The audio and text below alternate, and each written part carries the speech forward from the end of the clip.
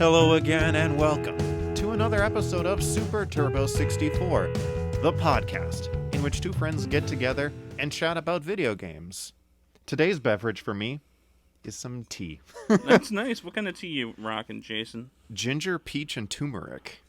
Ooh, wow. Yeah, it's pretty nice. How about you had just finished a kickstart, yeah. Nice. You're kickstarted and ready to go. I am. Do you know they came up with a new Mountain Dew energy drink? They did, huh? Yeah, in collaboration with LeBron James, the king himself. I've got one in the fridge right now. My word. This isn't a sponsor, but I bought it. Like, if you put peach mango on a thing, I'm probably going to buy it. Okay. Like, you know, if Street Fighter 6 is called Peach Mango Edition, it's going to be a day one purchase. Day zero. Day zero, yeah. I'll pre-order. Yeah. But yeah. I was going to try it earlier, but it's like an obscene amount of caffeine. I didn't feel like having a heart attack during the middle of our session. I'm Jeff Ross, by the way. This is Jason Vandervoort. Hi. We typically introduce ourselves. Typically. But, you know, by now, we're all one big family. You know us Correct. well enough. Yeah, exactly. I was at the Superstore, the Super One, the grocery store, and I bought a Kickstart, but they changed the label, so maybe it's working towards some sort of change that I won't be ready for or Possibly. happy with. Yeah, one of the two. Maybe one, then the other. I wasn't ready for this, But I'm unhappy. but after reflection, this is okay. Yeah. As long as they used to have a lime flavored Kickstart. Those were the glory days. Rocking out in your mom's basement with the band and just sipping on lime Kickstart. Dude, so many things for you personally. Like, I know you've been a fan of various lime-flavored... I love lime-flavored stuff. Exactly. And I feel like so many lime-flavored beverages have just, like, come and gone. And Yeah, you've just that's true. The Minute Maid Limeade has been cast asunder into the void. The Coca-Cola Corporation looked into my eyes and said, no. We care not for what you want. So yeah, then you went with Pepsi, and then here. Where to now? There's nowhere to go but down, I'm afraid. Yep, that sounds about right. I'm an orange Kickstart guy now these days. It's good, you know.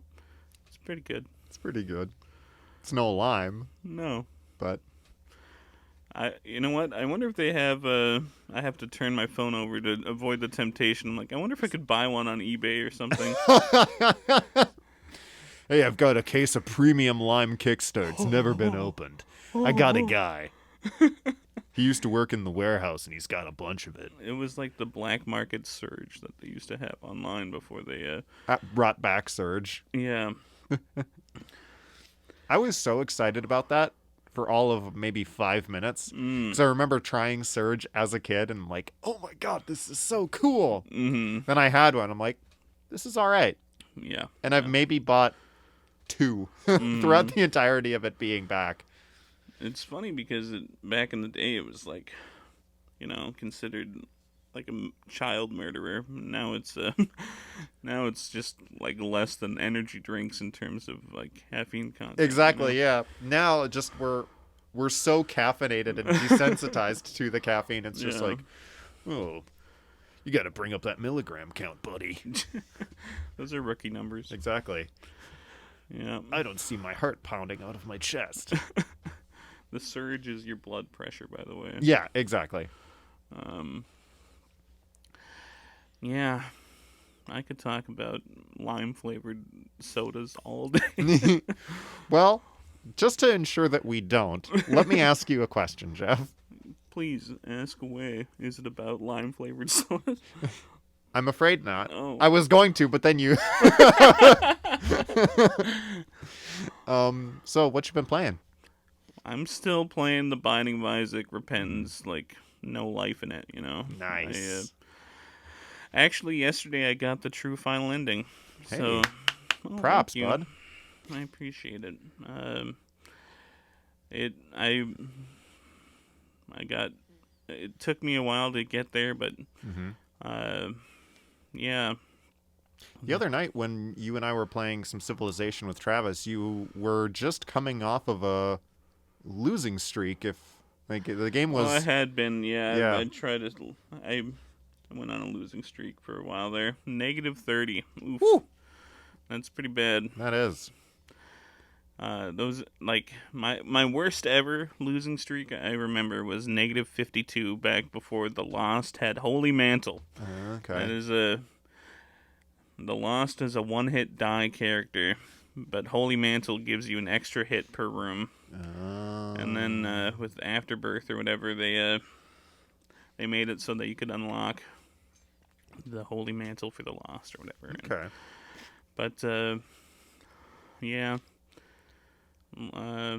Anyhow, I'm guessing there's still plenty for you to experience, even after God. the true. Yeah. Not even close to being done with the game. I mean, yeah. When people say you got your true final ending, that's pretty synonymous with saying, okay, I have done everything in the game. That's true. In like a JRPG or something, right? If you or got just in most games, really. If you got the final ending, you would be you'd be done. But yep, time to uninstall and move on. No, I still have at least I have at least 17 characters to get that final ending for now. Oh. And then then I have the other endings for those characters.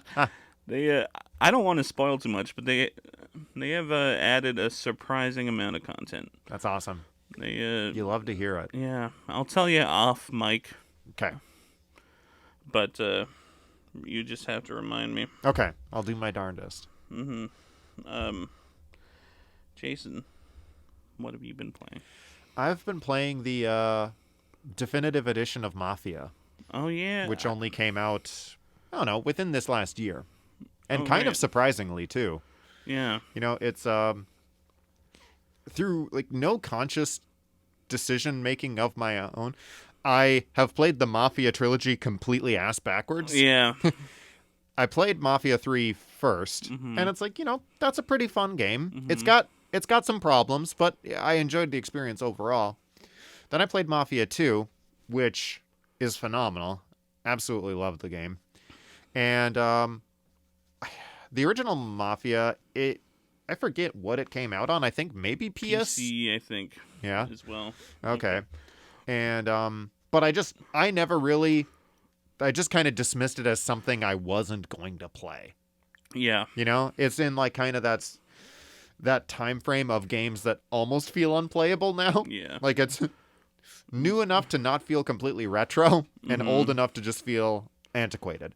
Yeah. But then relatively out of nowhere, Hangar 13, which is kind of in charge of the Mafia franchise, they said, hey, we're going to do a from the ground up remaster of Mafia. That's pretty sick. Yeah.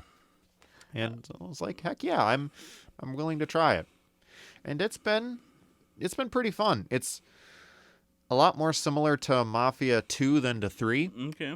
So I'm very happy about that. The story so far for it has been pretty good. It just feels like an old-timey gangster movie, which That's is sick. Yeah. And it's not like your typical kind of rags to riches story that you would that like the kind of story that the kind of story that most crime games kind of put you through. It subverts it in a few ways. It's just kind of in that same way. It's like, yes, you may technically be more successful now, but there's a lot of extra bad shit that is kind of going along with it. Okay. And so, I don't know. It's a very cool story. That's awesome. Right now. Really, so far, the only thing that is kind of bogging down the experience for me is just the gameplay kind of feels a little bit. Yeah. Like, driving feels super fun because you can have like a simulation style driving mechanic, so all of the cars feel really weighty and whatnot.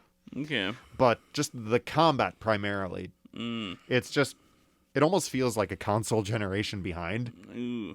It's just a really kind of by the book cover shooter with some occasional stealth mechanics. Okay. So like, I don't know.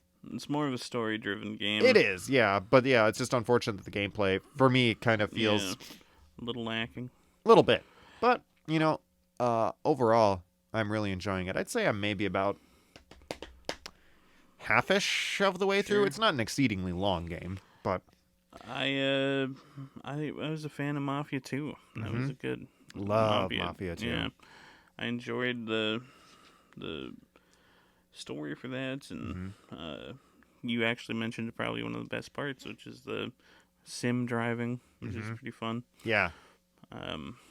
Yeah, trying to get into a car chase when you can barely make a turn. I know. There's a period of time, or there's a portion in Mafia 1 where the game kind of forces you into a race. Oh yeah. And it is the only time that I had to turn off simulation driving. Oh. Because it's just like I couldn't do it. I tried it maybe 4 or 5 times, and I'm just like beating my head up against a wall. But for the most part, outside of that, I've been playing it on simulation driving, and you can tweak a bunch of other options too. Okay. Like you can even tweak your police presence. Oh, really? So, I mean, you can have it where it's, say, more like Grand Theft Auto, where the cops don't care that you're driving a bazillion miles an hour, or you can have it where, you'll get in trouble if you go over the speed limit or run through an intersection. Yeah. I play it that way just because, I don't know, it feels, it contributes to the whole kind of immersion. Mm-hmm. Yeah. So, and that's pretty cool. Yeah. And I mean, I drive like a grandma, How does Techie enjoy watching you drive slow in Mafia? Just like clutching the chair like, come on, it's a 40, you can go faster. Actually, there's like never any signs, and I'd never know exactly. It seems like all of the intersections are all kind of on a grace period. It's just like, or you're on kind of the honor system with everyone. So I have no idea if it's my turn to turn yet. Okay. So in some ways, it can be a bit of a driving nightmare, but for the most part, it's pretty fun. I've watched a streamer play through an actual driving sim, like a test, like not a racing sim, but like a freaking suburban driving simulator. You know what I mean? Like where they need to get their driver's license first and all that, and just trying to get like just to like do some kind of U-turn and parallel park in this freaking first person view. And was this stream taking place in a DMV or come to think of it, I think it was actually my adolescence. There you go. But hey, what's up, guys? This is your boy Jeff. I'm here at the DMV. Let's see how this driving test goes. Remember to like and subscribe, and give me some constructive points. Just like oh my gosh, yeah, just have the stream telling you answers in that ear. Yeah, that sounds good. But just like, no, you're supposed to yield in that situation. Hey chat, vote Y or N if I should vote true or false on this. But man, yeah, Mafia 2, I always, if there's one thing I'll remember forever about that game, it is the execution of a certain character. Yep. No, it's a very, very powerful and just iconic scene from that game. And since you really liked Mafia 2, I think you'd really enjoy Mafia 1. I bet. Yeah. I'll get to it eventually. Mm-hmm. Yeah, you can borrow my copy after I'm done with it. Yeah, I got a physical copy of it. That's awesome. Yeah. Just saved me $40. I got you. Hell yeah. That actually, Mafia brings us to our greater topic. We were going to discuss games of shady motives. Criminal enterprises, if exactly. you will. Crime games. Not above the law. Yeah, these are all below board. Below board, yep. Mm-hmm. My first crime game was trading off the controller with buds with GTA 2. Yep. The coolest thing you could do in video games back then was dive out of a car before it hit the river. Yep. And It was less impressive in GTA 3 because the controls were more responsive, I think. Right. But, Wasn't in the original first two Grand Theft Autos, which were still top down, yeah. was there not a button, like a command for you to either burp or fart? Oh, I think that was like if you didn't have a gun or something and you tried to shoot. I totally forgot about I was that. just when we were kind of taking our notes about this, I'm just thinking, God, I swear that there was like like some Yeah. manner of command flatulence. Come here. Oh my gosh. You have to do 2 circle inputs followed by the square button to do a fart. No, yeah, I don't think we ever. I mean, when I played it was always just like trying to go on a rampage. The rampages, Yeah.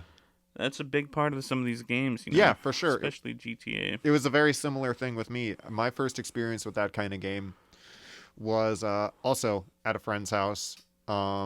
Just maybe even been on their computer, just like huddled over the computer, putting in cheat codes in. I want to say GTA 3, Sure. you know, just to make a tank like fall out of the sky. Yeah. It's just no small wonder that just at that particular time, you know, that's when, you know, the game rating thing Was really starting to become a thing. I mean, Uh-huh. I think it originally got started because of Mortal Kombat, Right. but I think really got dialed into high gear because of games like Grand Theft Auto. I remember there being an enormous scandal when somebody modded Grand Theft Auto San Andreas to have a sex scene in it or something like that. And it's just like, this game should be rated X or whatever, you know, and or shouldn't be for sale. I think that there was like stores that were pulling it from the shelves for a mod. For a mod, wow. Yeah. But, that is wild. Yeah, it is. It's I don't know. Those games were they're just perfect for passing back and forth between your buds, you know. Yeah, that's the thing. I remember so often, you know, like in our teens, personally, would be a lot of memories of, you know, a group of us hanging out at your place, passing the controller around for Grand Theft Auto 4. Absolutely. And to an extent, like 5 did happen a little bit later, but predominantly 4. Yeah. Just with the timing of when it came out. And it's like, you know, a couple of episodes ago, we had talked about, I forget the term. You're probably going to remind me, but just like those games that kind of just made this industry shift. Oh yeah, like the core games. Thank you. Yeah, like Grand Theft Auto is, I would say, definitely, you know, a core game, just because it inspired. I mean, the trends that the Grand Theft Auto games would set are still being followed by a lot of games today. Totally. You know, and so it's just like, and also just kind of how they depicted their stories and how they constructed their world is just, it's become the standard for like a really long time. And I mean, Rockstar is, you know, the developer of Grand Theft Auto. They're kind of probably still like the industry leader when it comes. Oh, to this type of game easily. Yeah. Like they're one of those developers that, you know, when their next game comes out, pretty much everyone in your friends list, you know, is going to be playing it. Even like Red Dead 2 was a kind of a crime game as well. You know, you're playing as an outlaw and trying to sneak your way through the world. You know, but Rockstar really knocked it out of the park with each of the GTA games. I had never played the first one, but I would say that they have a track record that's kind of spotless, except for one thing, and that would probably be how they treat the post-game content. You know, if it's all multiplayer, you know, it seems like some people they don't like the, you know, microtransaction focused gameplay or whatever. But point being, the single-player campaigns are just 10 out of 10. Yeah. No, I've of all the Grand Theft Auto games, 5 is the only one that I ever played to completion. Sure. I don't know. It's just even though I've played elements of 3, Vice City, and 4, I just never really got that far Sure. with them, and just couldn't make kinda- it to the finish line. Yeah. Just kind of faded out. Yeah. Did you own those games, or did you borrow them, or? Borrow. Yeah. They are long as heck too. So Yeah. sometimes at least. Yeah, that's the thing. God, Red Dead 2 was just Oh yeah. brutally long, Absolutely. in my opinion. And that's coming from a JRPG player. Yeah. No, it's people are wondering where's GTA 6. You hear there's all the occasional talk about it, and I mean, signs point to that being Rockstar's next game, but it does take them a while, in between releases. But it wouldn't surprise me if within the next year or two you see at least I don't know, at least a teaser, or maybe a little more than that. I'm nodding as if the people can see me, but Right. yes, I agree. But honestly, though, GTA 6 is gonna have to do something really interesting for me to actually give a shit. Sure. As of right now, between GTA 5 and Red Dead 2, I'm pretty much, for the most part, I'd say I'm fairly done with Rockstar games. Okay. I don't know. I feel like they just I don't know. I feel like they just don't offer much anymore. Yeah, they have a niche of simulation in a way, right? Yeah. Of this sort of I guess just power fantasy as well, Yeah. of being able to do whatever you want in a realistic world. But Exactly. it's I would say between the story for GTA 5 wasn't quite as rocking as the one for 4. Sure. And so I'm hoping that they kind of knock the next one out of the park. Sure. But, no, I think I'm probably invested in the next GTA game. Yeah.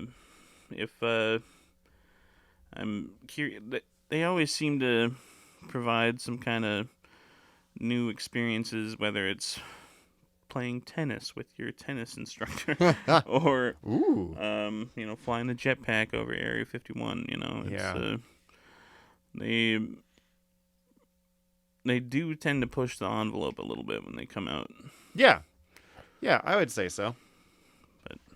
But no, just kind of in the time since playing through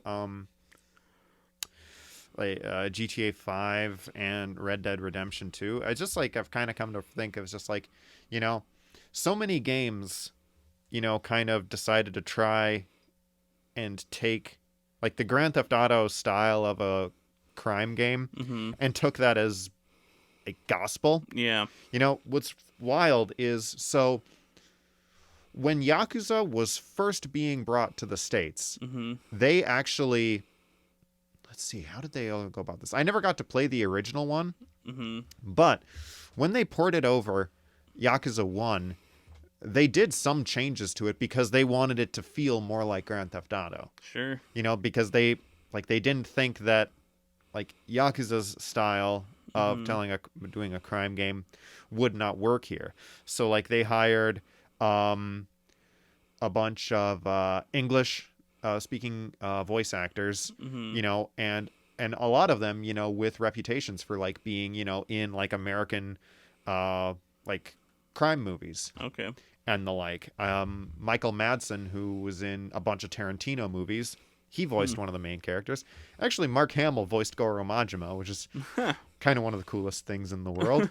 But yeah, it just, from what I have kind of learned about it, is that it just it didn't take. Okay. And so I'm not sure. I would guess maybe Yakuza 2 came out in the States, but 3, 4, 5, they all basically were just kind of full, just loyal ports of the game. So it's basically as authentic of an experience as what they could. Yeah. And I don't know, ever since I started playing that series, you know, just kind of learning that, you know, your crime game doesn't have to be like Yeah. Grand Theft Auto to be good. And that was another one of the things that I really loved about Mafia 2. Mm-hmm. So like I really wish I got to play Mafia 2 when it came out. I mean, I could have, but sure. never just really did. Just because it like that game is felt like such a great subversion about, I don't know, just that kind of path that you were expected to go on. Yeah, it's not like you're not sitting there with 10 dots on the map, like go talk to, Stewie and see if you can hijack a car or whatever. It's Right. more like it's pretty linear compared Very to much GTA. linear. Yeah. But like that never bothered me. No. And it's kind of that, and again, that's going back to like that's the same thing that I'm getting with Mafia 1. There's very little to no side stuff in Mafia 1 outside of, like some collectible stuff that you can get that has no bearing on your experience with the game. It's just, if you want to have a collection to get all the shiny trophies, you got it, baby. Who put those into games? Who? I don't know. Is it all from AC1? No, it can't be. No, it's got to be farther back than that. Like they're almost like a vestige of Donkey Kong Country or something. Yeah, or 64 or whatever. Mm-hmm. But yeah, it's definitely not something I'm seeking to do throughout the course of my playthrough. Like I'm not gonna get all however many covers of this magazine or these trading cards. Like, nope. As a do not give a shit. Brief aside, I think AC2 might have been the only game that I, other than the Batman games with the Riddler trophies, I guess, those are, Assassin's Creed 2 is the first one that I was like, I'm going to do everything, therefore I'm going to get all the feathers. And you know what your payoff for getting all the feathers is some kid being like, thanks for the feathers. It's just so not worth it. You don't get anything for it? I don't remember. You get an achievement, Sure. You probably get an outfit. I don't know. But nothing that matters. No. It's just like, it's just sad. Right. Just nothing. I don't know. I think they've worked on making better rewards for that in more recent games, I guess. But I hope so. Yeah. Anyway, GTA did kind of inspire this wave of crime games, right? Mm-hmm. Yeah, no doubt. I remember getting a phone call from our friend. Our friend Ryan, he said, I just rented this new game. You got to try it out. It's called The Godfather. It's like, based off the movie that I haven't seen is what I was thinking. And he's like, yeah, you can just like, you're like a mafia man. It's really fun. And I'm like, oh yeah, do you like take a baseball bat to people's knees and stuff? He's like, yeah, you do. And I'm like, oh shit, I gotta get on this game. Yeah. Mom, could you bring me to Ryan's? Yeah. I want to beat a guy's shin in with a baseball bat. Verbatim. Jason was there apparently. That game. It's funny. They put you as a character that is like supposed to be behind the scenes throughout the whole Godfather 1 movie. Yes. But like never seen on the film. Right.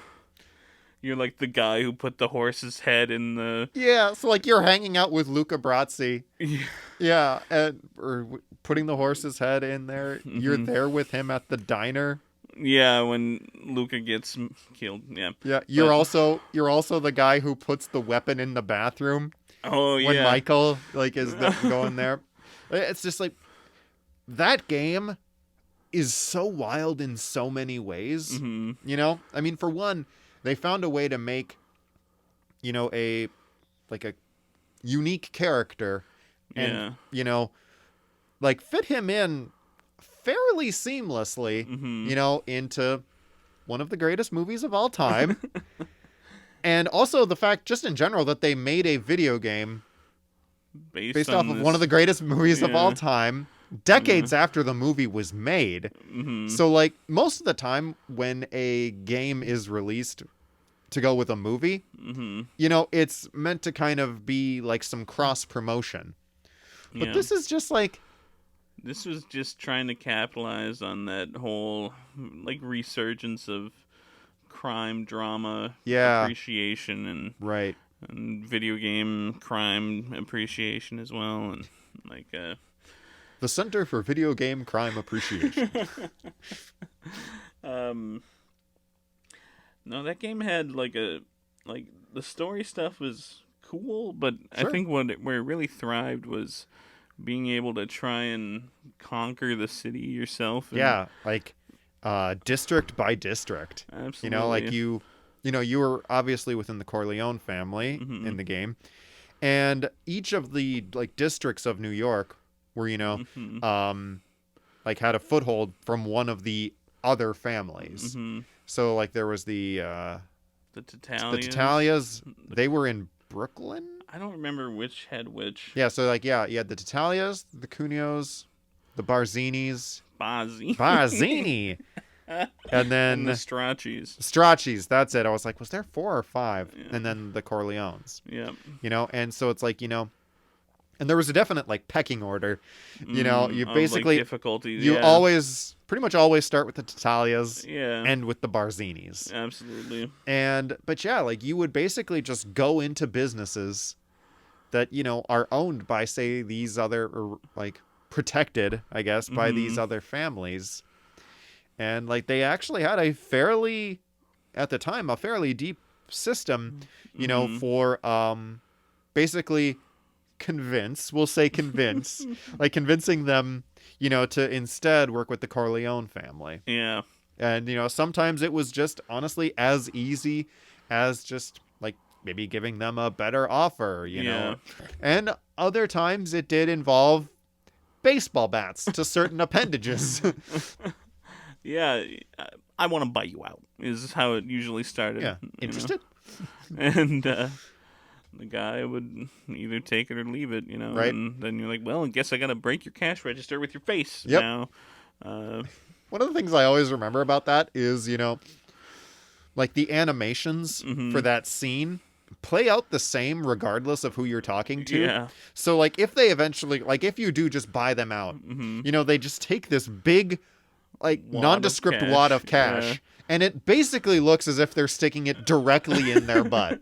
You know, regardless of who it is. Yep. So it's meant to look like they're just shoving it in their back pocket. But some of these people don't have pockets. No, it could be a lady in some kind of gown. Yeah, exactly. And just like, sure. But it's just such a wild experience. But then as you're going through it, you know, you also have the whole thing of, you know, eventually, you know, the families would get pissed at you, you know, for stepping in on their territory. Yeah. And then you'd eventually, you know, you'd go after their safe houses and with ultimately like actually going to their you know, their main house or compound. Thank you. And yeah, so it was just a very like slow and steady, just essential taking over of New York. Yeah, it was very cool. It was always fun to walk by a business and have some guy in a brown Tatalia coat being like, "Why I oughta, just cracking showing their your knuckles. face around here," you know, and then you just walk into the business and whether or not, you know, maybe you buy them out, but you know, usually you have to beat these guys up. Yep. And... There's frequently a firefight. Yeah. Like New York was just a constant firefight throughout the course war of it. zone. Yeah, Absolutely. essentially. You know, there's very little violence within the Godfather movie. There's you know, not an awful lot of scenes depicting it. Yeah. Or at least not a big gunfight, you know. No. But the Godfather game, however, Yeah, it's nothing but gunfights, really. Pretty much. God, what a fantastic game. Mm-hmm. And they even made a Godfather 2 game. That's right. Which I did not play as much. No, me neither. But yeah, it follows a very similar thing in which, you're all like... I think they have scenes from Godfather 2 in it, but it's... Yeah. You're in the 50s at this point? Yeah, I think it's more intended to be kind of like a companion piece to Mafia 2, as opposed to being an adaptation. Godfather 2, yeah. Yeah, thank you. My bad. No problem. And it's like... Yeah, you're your own character, and you meet some of the characters from the show or the movie, but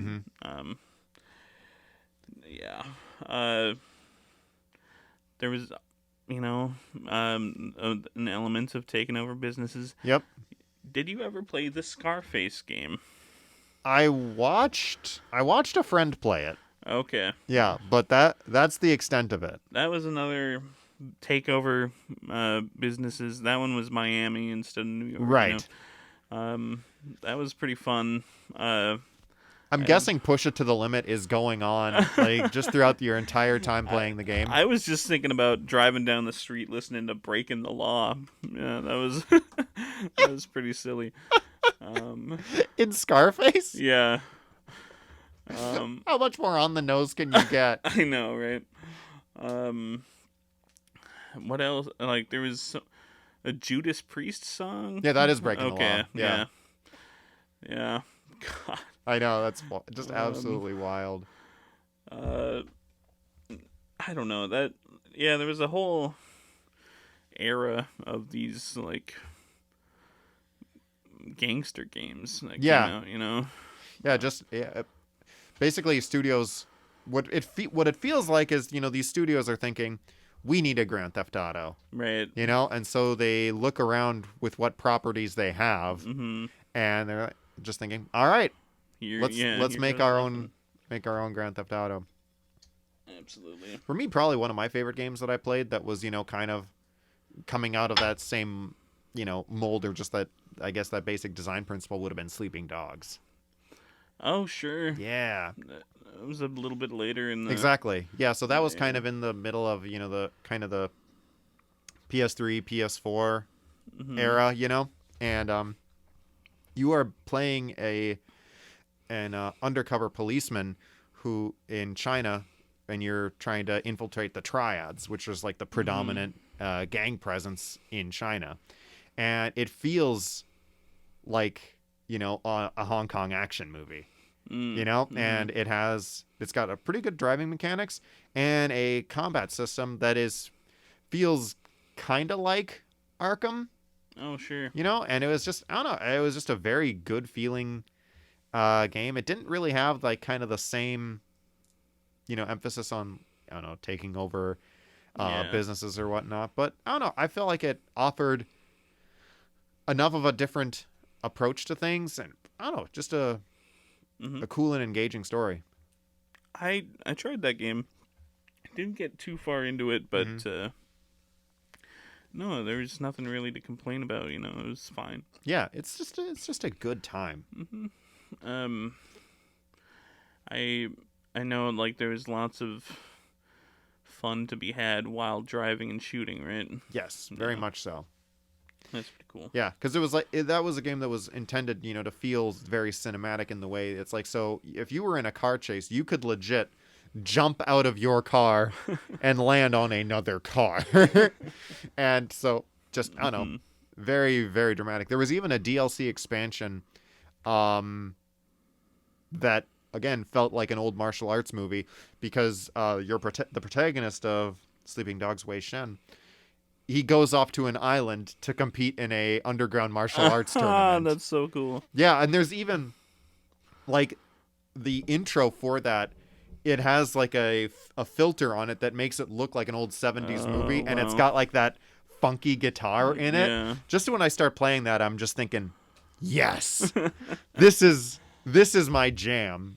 So it feels just, like, straight, just ripped out from Enter the Dragon. Wow. That's fantastic. did it have flutes in the major key? You know, that sort of thing. Or was it more of a trumpet thing? Or just like guitar? there. I feel like it was just no. There was flutes. Mm-hmm. You're absolutely right. I'll have to show you the theme. Okay. When we wrap up the episode. But I don't know. That was the.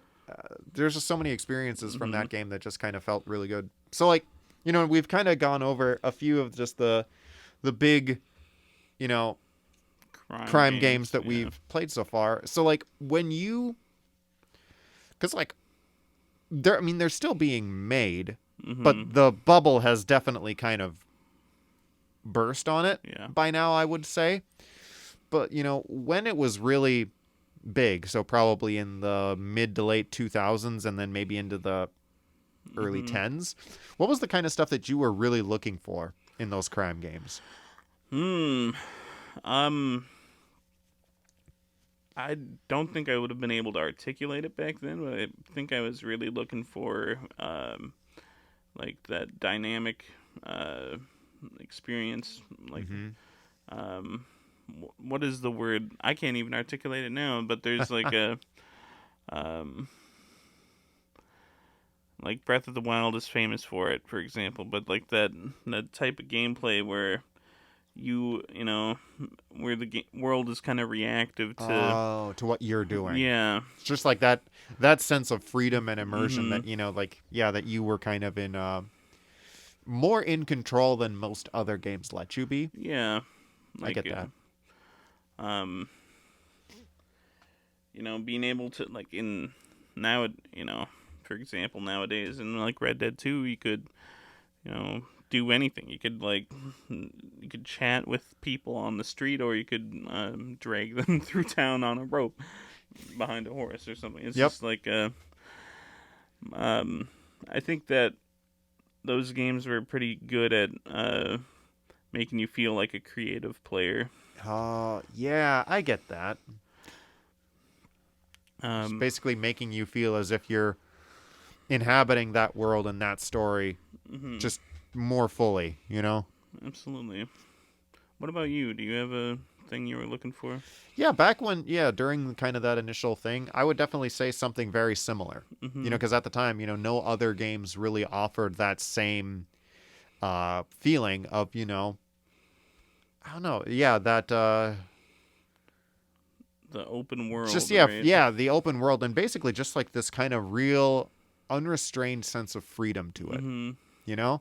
Where it's like, you could obviously go from, you know, point A to point B to help Jimmy steal the truck or whatever it was.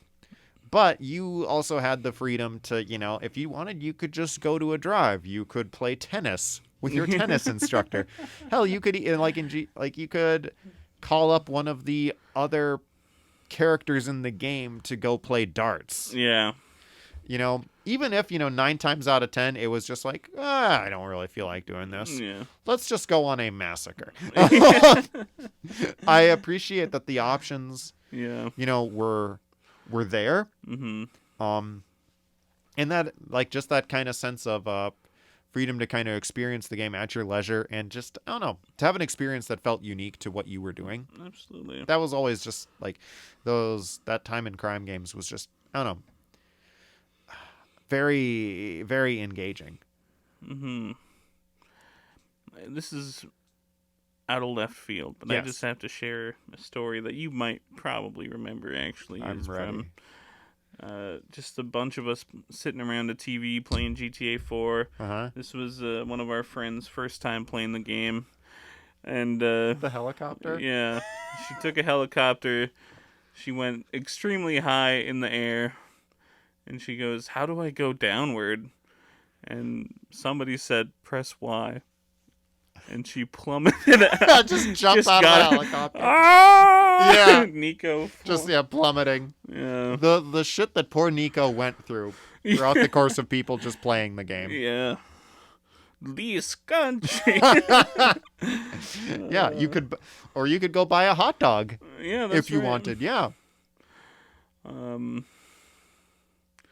I really enjoyed the character of Nico, frankly. I did too. Yeah, I liked Nico more than any character in 5. Oh, easily. You know? I hated not Franklin. Franklin was cool. Trevor? Yes. God, because his first impression is Bad. killing a much better character, actually. Yeah. The guy from the DLC, Yeah. The Lost, or whatever. Yeah, he kills the protagonist. I forgot all about that. Yeah. I remember reading this, or hearing this really interesting idea that, like, the 3 protagonists... Where, like, id, super ego, and ego. Yeah. So, like, playing as those, like, having those 3 characters were meant to just kind of symbolize basically, like the 3 ways you could go about playing Grand Theft Auto, or also just, like, kind of the 3 separate identities that the games have had. Like, Trevor basically just, like, emblemizes, that whole thing of just, going on the massacres. Yeah, because like he even has a series of side quests that is basically just him like going full bonko. Yeah. Yeah. And whereas, like Franklin is, kind of more kind of that era of their games like San Andreas and the like, whereas Michael, he's most similar to your characters like Nico, where he's just like he's that character of just like, I'm out. Yeah. I'm not in the life anymore, but maybe just one last job. God. Yeah. I always found like that was probably the biggest, like the most interesting takeaway that I got from GTA 5 was just that dynamic. Sure. I found interesting. That's cool. Yeah, and like, Franklin was all about the cars too as well. That was pretty cool. Just being able to have like those the buttons to slow down time while you're driving, or like that was like fun. Rampage mode as Yeah. whatever. But I think that about that. They definitely represent different types of the personality as well, Yeah.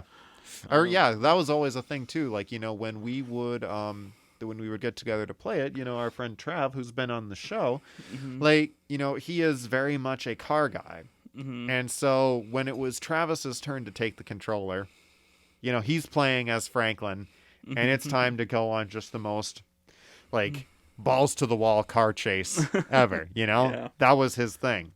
And dropping off at the airport, or like trying to get to the airport to fly in something. Order to fly. Yep. Or like parachuting to the airbase and seeing if you can get away with the jet before they shoot you. Yeah. That goes back to what you were saying earlier, is that the game is open-ended enough where it's just like these options are all available to you. That's true. That it lends itself to a really cool sense of discovery. And other crime games have that in it, where like they have interesting, cool stuff with their side content. I mean, Yakuza is probably the most different, in which its side stuff is just so incredibly disconnected from the main stuff, where it's just like all the side stuff you do in Yakuza is just really zany and weird, but the main story is just like incredibly serious. As hell. Yeah. And that's, I think, and I was kind of getting to be of this persuasion, before I even started playing things like Yakuza, but like the biggest thing that, I felt kind of has run its course with the Grand Theft Auto games is like their, like, kind of the satirical tone they take with just like with the worldview, I guess. Especially in the United States, right? They're definitely trying to satirize the U.S. And it's like, and so many of the characters that you encounter in the game just feel like caricatures. Right? Yeah, right. To the point where it's just like, that makes it like, in the moment it's kind of a funny critique, but it makes it really hard for, I feel like, any player to really kind of have any attachment to basically any member of the cast. Sure. Because basically, once it comes down to it, every character in a Grand Theft Auto game is annoying. You know? Oh, yeah. Especially any quest giver. I don't know. I have fond memories of, I think his name is Lil Jon, the Jamaican friend from GTA 4. Okay. You know, or like... But, yeah, there are exceptions that make the rule. I think GTA 4 had some cool characters. Myself, I would disagree in that Okay. not everyone is an annoying piece of shit.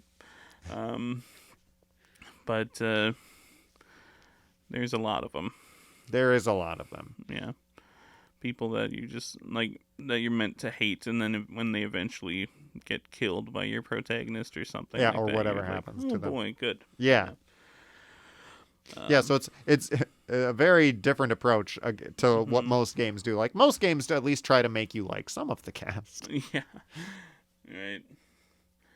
I don't know.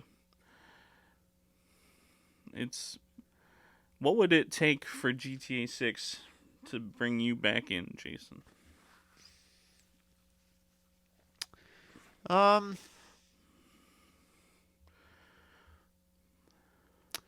For one, I'd like the game to probably feel and play as if they weren't still recycling assets from GTA 4. Okay. The gameplay for Grand Theft Auto games feel aged right That's away. true. Like Red Dead 2 feels, to me, it's an obscenely like clunky feeling game, you know, and like GTA 5 also feels like really clunky. Okay. I think what would take GTA 6 would have to have a really cool and interesting setting. And I feel like they'd have to maybe promise to tell a more unique story than they have. Sure. You know, so I don't know. I feel like I'd want them to do something out of left field. But I don't know. My gut tells me that they're just going to build off of the successes that GTA 5 did, which, I mean, from most standpoints, that is like extremely logical. Oh, yeah. Because GTA 5 is so immensely successful even today. Yeah, absolutely. But like, if they're just going to try and do something like GTA 5 but this, then I'm out. Yeah. You know? Fair enough. Yeah, I'm curious if they're going to go back to the well of Liberty City, or if they're going to try and go to, like, Miami again, or Vice City, right? Yeah. Or if they want to try something else altogether. Who knows? Right. That's, they have... Maybe they won't even put out a GTA 6. Maybe they'll just pull the Street Fighter 2 route and just re-release GTA 5 from now until time. Doomsday. Yeah. And I'll buy it every time. So then here, I'll kind of switch that question then around to you. So, you know, we were talking about kind of that initial kind of crime game boom that we had, you know, and so if we were to have another, like if there was to be another big kind of crime game boom, what would you like to see from it? Yeah, I think like a varied assortment of eras, settings to pull from, you know, just I want to see like a crime game from the Victorian England or something, and not just you know, present day New York every time or something like that, you know. That's a good point. Yeah, cuz I think that's one of the things that kind of made the genre, or just kind of the whole kind of idea, kind of stagnate, is that, you know, the open worlds started to kind of feel, look and play the same, you know, and yeah, that definitely made things a little bit boring in the long run. I don't know. It's it's funny that you asked that. I mean, because we had a crime game boom, we had like a zombie game boom, you know, stuff like that. I don't know if we're gonna. We're probably in the middle of a boom that I'm not thinking of right now. You Battle know? Royale. That's true. That's true. So, yeah, so while we may not see like another crime game boom like we have, Mm-hmm. there's still going to be crime games that come out. Oh yeah. Right. For sure. For me, it's like if crime games were to kind of still have an interesting foothold, I'd kind of like them to take some lessons from like some of the really good like TV shows that we've had. Sure. Granted, so like it'd be hard for me to kind of use this, but it's like there have been some really great crime shows, like Breaking Bad, Better Call Saul, The Wire. So like shows that really kind of reinvented the crime genre. And so I'd like to kind of see maybe games pull from that a little more. Yeah, exactly. That was that's one of the things I really liked about Mafia 2 is Mafia 2 leaned into its roots and also showcased maybe not the most glamorous side of things. Like there's missions where it's just like you're legit just moving crates. Yeah. So I don't know. I'd like to see crime games in the future just maybe just have some additional interesting texture going on around them, And I think that what the common element between like those series you mentioned would be just being grounded in realism, and just a more a more gray kind of view of the real world. Yeah. And and that's something that GTA has certainly not done. No. And yeah, it's like it's a Saturday morning cartoon of the world. Yeah, right. So I feel like Red Dead tries that a little bit more. Red Dead, especially Red Dead 2, painted a picture, that was far more ambiguous. Yeah. Which I felt like really is one of the game's strong points for sure. Interesting. Well, do you have any closing questions or comments? Closing question: what would be your favorite crime game? Who Framed Roger Rabbit? Just kidding. Honestly, it's hard not to go. I have such good memories of The Godfather. It's a good pick. It's so fun. It's just a ton of wackiness to the surreal, surreal sort of comments from the crowd members as you're like leaving bodies in the street. Anyone you know. God, just there's a pacing to that game that was frenetic as well. Just like it didn't let you sit there too long and just wait for something to happen. But, right. At least if it would keep up with you as you were going along. But absolutely. What about you? What was your favorite one? My favorite crime game is I gotta give it to Yakuza 2. Oh, sure, of course. Yakuza 2, huh? Yeah, it's just such a great continuation of Kiryu's story at the time. It explores some really cool parts with his character, the man he's going to become. It's probably got the best antagonist out of I can't say any Yakuza game, but it's easily one of the best. Sure. I know, and just probably it's my most memorable experience. Nice.